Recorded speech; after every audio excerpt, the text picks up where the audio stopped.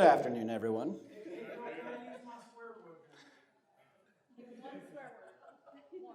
I'll save it. I'll save that. Pay attention to what Phil says, and what he does, this shit is magic. You used up my one cuss word. You said that.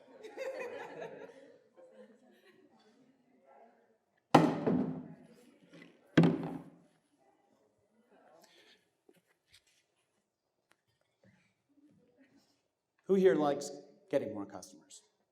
Don't be afraid, you can raise your hand. Wow. Me too. So I have a question. I'd like to really engage everyone here first because I don't want to assume that I'm a know-it-all. We all have different lines of business, and we are all great minds in our own ways, and we've figured out ways to gain our customers through what we do.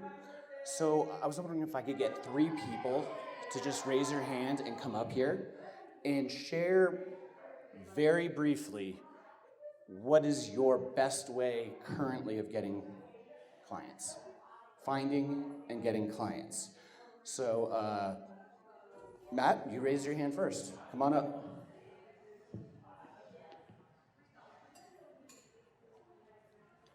There are actually 2 answers to this question. Answer number 1 is what you do is you contact this. There's this really guy, he's a total jerk. This guy named Philip Sanko. He's really fantastic at helping you rebuild your website, helping you do keyword research. I've been really impressed with his work. I'm like, oh, I can't stand the guy. If you ever see him, just punch him on the nose. Trust me. Number 2 is I'm always looking to connect with people in parallel industries. I'm a personal chef. So if you're a nutritionist, if you're a gym owner, if you're a professional trainer, anybody like that, we need to talk. Look at you right there. Yeah, guys sitting between our right. So that's how I get my customers. Anybody else have something that they do that might be unique or you'd like to share? You don't have to. Come on up.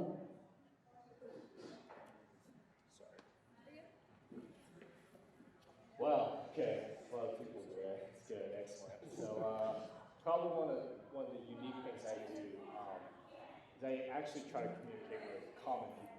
And what I mean by that is when I go to Starbucks, I generally ask someone how they are, what they do, what they're interested in. And then over time I build rapport with them. And by building that kind of rapport, what you ultimately end up with is you end up with a good connection. And so I don't know, there's a good book called 7 Habits of Highly Effective People. And one of the principles in there is that really you're kind of doing sort of an emotional exchange, right? You're trading your time, making them feel valued. So when it comes time for you to ask for something, right, they're like, hey, yeah, I can do that. I can go to your website for one time or share it with 5 friends. And that's actually how I build a lot of my clientele. The other thing too is I get a lot of recruiters that contact me. I do IT stuff, and this is probably really bad practice. Probably shouldn't tell anyone this, but the thing I write in there is I can do the job. Please visit my website. Right? I have probably no intention of really applying for this job. I just do it that way, and I look at my Google Analytics, and yeah, the numbers go up. It's fantastic. It's great. It's great. Like free marketing costs. Here you go. Thank you. Thank you. Anybody ever seen Indiana Jones movies here? Okay, cool. Well, I have, this is my diary. This is the Holy Grail right here, okay? I've had this for about 14 years, and this contains exact processes of what works, what does not work when it comes to a lot of the technical stuff that I set up for my clients, okay? First of all, I'm just going to get this cat out of the bag here, and I'm the jerk. I almost cursed. I'm the jerk who knows what you're going to buy before you do, and I'm the person who puts the product in front of you before you even know that you want to buy it. There's this thing called SHA 256 data. I know every single website you have visited in the past 2 years. Pretty messed up, huh? That's real messed up, you know? It's encoded, so don't worry. But I could figure it out. So I could tell you that I use this data and upload it to about 4 million different places that I can advertise. And I'm that guy that I will follow you around for the rest of your life until you buy from me. I don't really give you a choice, okay? So I could go into this technical knowledge of how exactly that works. But nobody wants to hear that, just like Angelina was saying. This is all a lot of, how-to type of stuff. It's important, but it's not, nobody wants to understand all this step-by-step strategies. I could tell you all the different tools that I use. For example, if you're in a B2B market, and let's say we know LinkedIn kicks butt there, okay? I could tell you that I use a tool called B2B Finder that connects to Sales Navigator, that connects to an email platform called Woodpecker. And through all of these different integrations, you will eventually end up on my calendar for a consultation. But I'm not here to tell you about that. So, who here would want to see what's really in here? Are you sure? Well, I'm here to tell you that this is garbage. It's complete garbage because it's missing the major next part. And honestly, it took me years to figure it out. I was like, okay, so I learned all this technical knowledge. I've poured, thousands of dollars into testing and all of these different strategies, and I followed all these gurus and reverse engineered their funnels. And guess what? It still didn't work. Now, why? It's because I was trying to sell the service and product, and I wasn't including the most important aspect. You want to know what that is? No. Okay, so I'm going to tell you a little story here, okay? This is going to be incredibly hard to believe. I was not very popular in high school.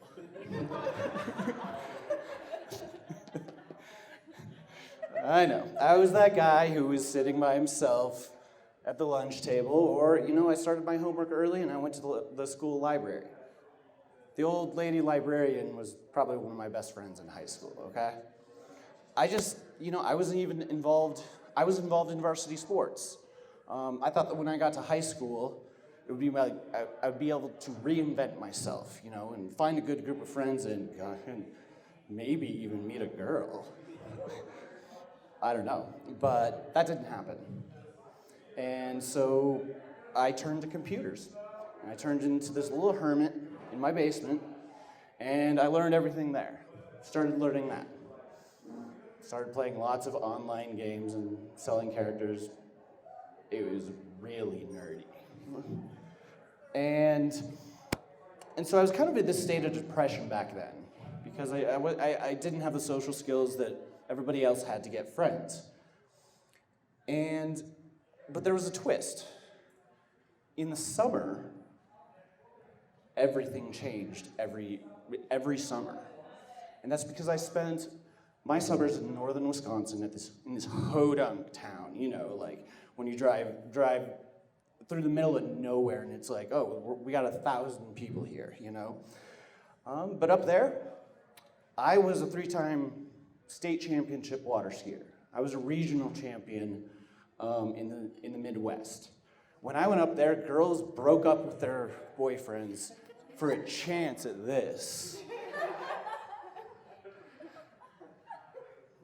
But the one thing I liked about that I always remembered was that during the summers, when I was the cool kid finally, I always made it a point to step aside and make sure that the person who isn't getting attention, I'm gonna go hang out with that guy or that girl. I'm gonna invite that person to hang out with us, even if people don't want that person there. And that kind of shaped who I am. Now, I'm telling you this all for a reason, so just hold on. So there's that kind of feeling of, at the end of the summer, going back to high school and hating my life at that point. Straight A's, though.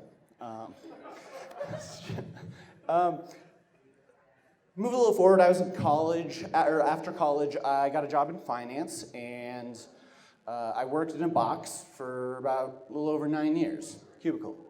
And there's a reason there, you can't open windows in skyscrapers. So by the end of this time, I was unhappy. So I started my company because I wanted to get back into computers and marketing.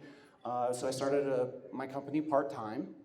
And eventually I made the decision to leave that company. And I went in full brunt into my business. Guess what?